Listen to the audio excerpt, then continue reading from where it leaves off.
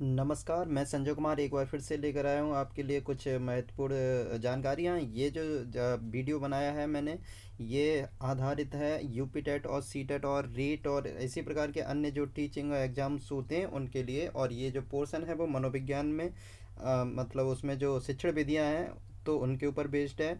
और इसका जो शीर्षक है वो है शिक्षण विधियाँ एवं उनके प्रतिपादक। तो चलिए शुरू करते हैं हम आज का वीडियो।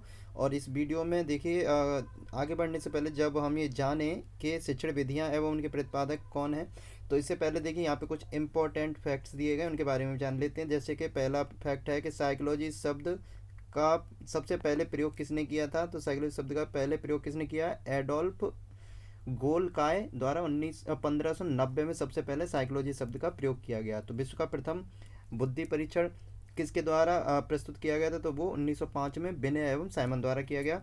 और साइकोलॉजी शब्द की उत्पत्ति किससे हुई थी? साइके प्लस लोगोस। ठीक है, साइके प्लस लोगोस से साइकोलॉजी शब्द की उत्पत्ति हुई। ये शब्द कौन सा है? यूनानी भाषा के दो शब्दों से मिलकर बना है। यूनानी है, याद रखिए, ग्रीक या लैटिन शब्द नहीं है, ये है क्या? स्पेशली यूनानी शब्द है। ठीक है, तो इसी के साथ साथ देखिए आधुनिक मनोविज्ञान के जो प्रथम वैज्ञानिक माने जाते हैं वो डेकार्टे माने गए हैं। साइकोलॉजी की प्रथम जो पुस्तक साइकोलॉजी किसने लिखी है? इसका नाम है रूडोल्फ गॉलकॉय द्वारा लिखी गई है। ठीक है, और विश्व की प्रथम साइकोलॉजी जो लैब है वो कब तथा किसके द्वारा स्थापित की गई थी? तो ये 1879 ईस्वी में विलियम बुंट द्वारा जर्मनी में स्थापित की गई थी। और जर्मनी के किस, कहाँ पे?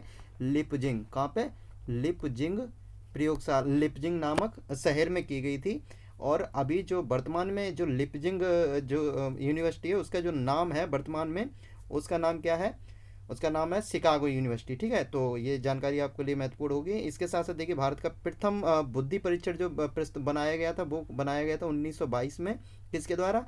CH राइस के द्वारा। ठीक है, और आधुनिक मनोविज्ञान के जो जनक माने जाते हैं वो कौन माने जाते हैं? विलियम जेम्स माने जाते हैं। किंडरगार्टन विधि के जो प्रतिपादक कौन है? फ्रॉबेल हैं।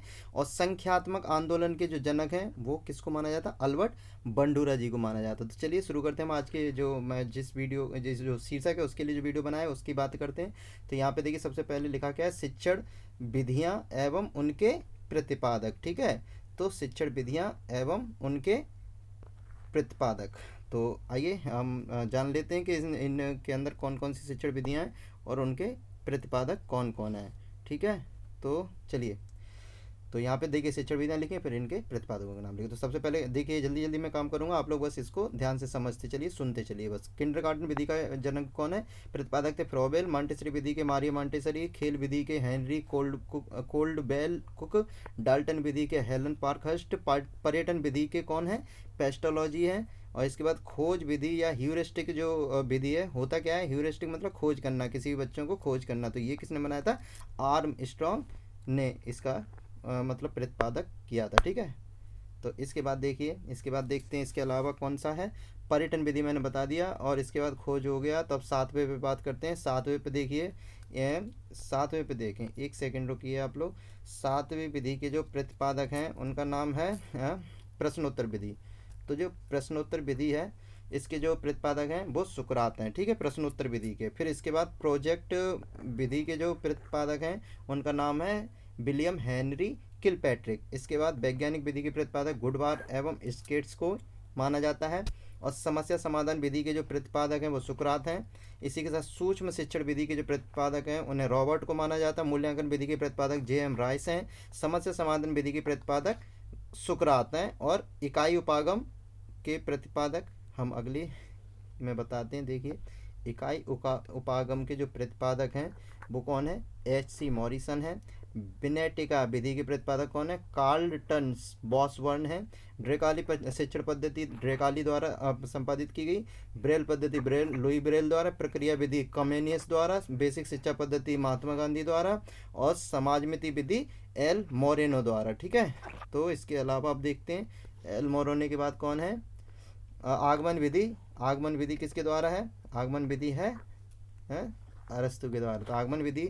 फिर निगमन विधि, ये प्लेटो के द्वारा है।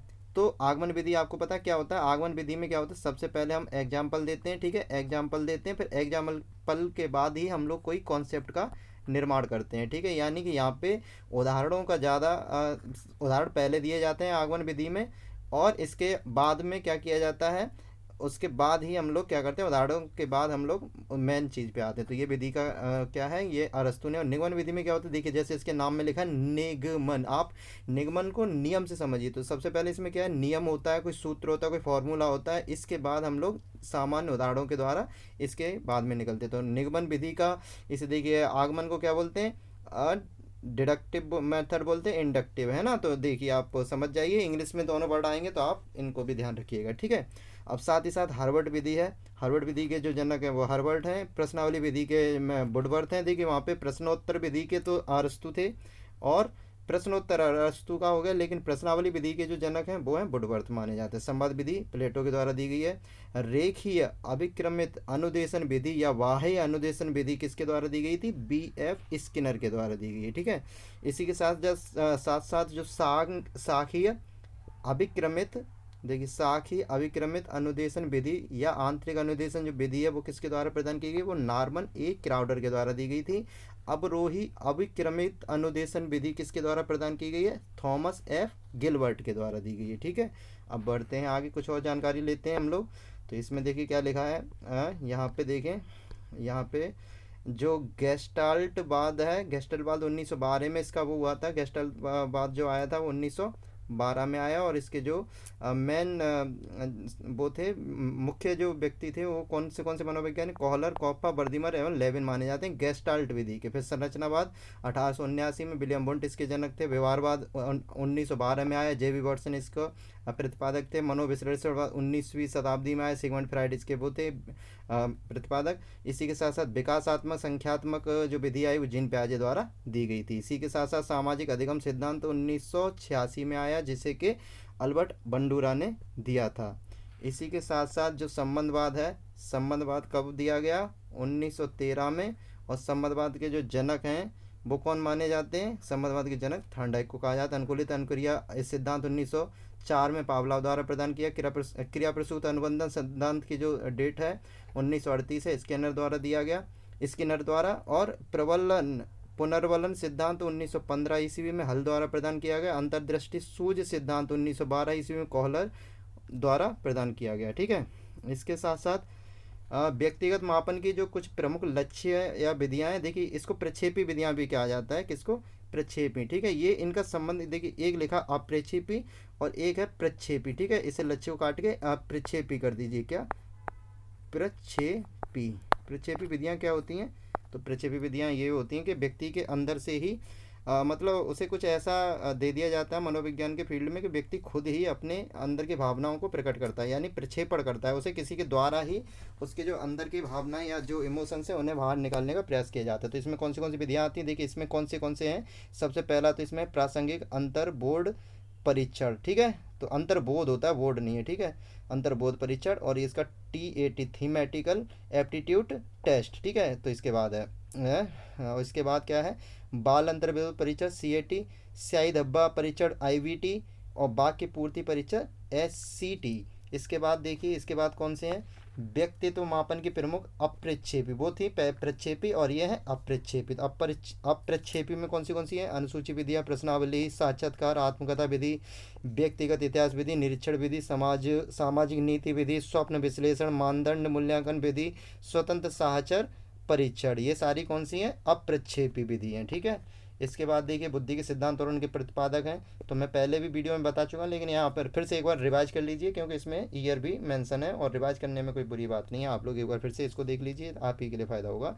तो एक खंड का और निरंकुशवादी सिद्धांत 1911 में विनय नाम सही नहीं लग रहा, टर्मन एवं स्टर्नर, और ये विनय होगा, ठीक है, विनय नहीं होगा, विनय, ठीक है। आप विनय इसको काउंटिंग कीजिए क्योंकि टर्मन नहीं है। इसके बाद द्विखंड सिद्धांत 1904 में प्रदान स्पीयरमैन द्वारा, तीन खंड का सिद्धांत भी स्पीयरमैन के द्वारा, बहुखंड का सिद्धांत थॉर्नडाइक के द्वारा, समूह कारक सिद्धांत थर्स्टन एवं कैली के द्वारा, ठीक है।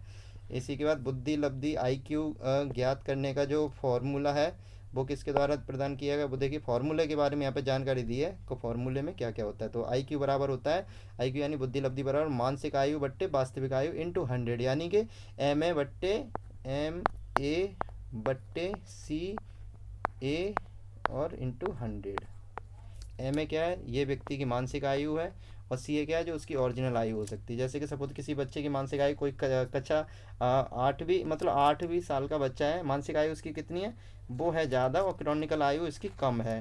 ठीक है, तो ऐसे बच्चे को हम क्या मानेंगे, ऐसे बच्चे को हम लोग मानेंगे कि ये बच्चा बहुत ही कैसा है, ये बच्चा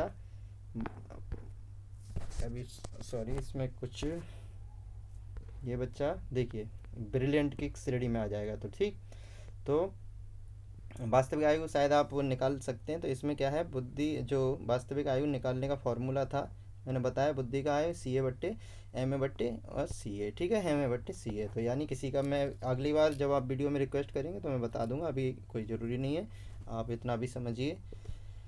तो हाँ, कहाँ गया, यहाँ बुद्धि लब्धि आयु को ज्ञात करने का सूत्र सबसे पहले किसने प्रतिपादित किया, तो विलियम स्टर्न ने 1912 में प्रतिपादित किया। तो मानसिक आयु, मेंटल एज शब्द का सर्वप्रथम प्रयोग किसने किया, बिने ने किया 1908 ईस्वी में। वैयक्तिक भाषात्मक बुद्धि परीक्षण, ये साइमन बुद्धि परीक्षण होता है, ये बिने एवं थियोडर साइमन ने 1905, 1908 फिर 1911 में अपडेट करके बनाते रहे आगे। स्टैनफोर्ड बिने स्केल जो है, स्टैनफोर्ड विश्वविद्यालय में बिने द्वारा 1916, 1937 फिर 1960 में अपडेट किया गया और इसका निर्माण किया गया। तो व्यक्तिक क्रियात्मक बुद्धि परीक्षण की जो परीक्षा है वो पोर्टियस भूल भुलैया परीक्षण है। ये कौन सा है, व्यक्तिक क्रियात्मक बुद्धि परीक्षण। ठीक है, तो ये इसका जो है संबंध, ये है पोर्टियस भूल भुलैया परीक्षण, और एस डी पोर्टियस ने इसका निर्माण किया था और 1924 में ये बनाया गया था। बैचलर वैल्यू बुद्धि परीक्षण, ये डी बैचलर द्वारा 1944 में, फिर इसका मॉडिफिकेशन किया गया 1955 ईस्वी में। ठीक है, अब इसके बाद क्या है, देखिए सामूहिक भाषागत बुद्धि परीक्षण है।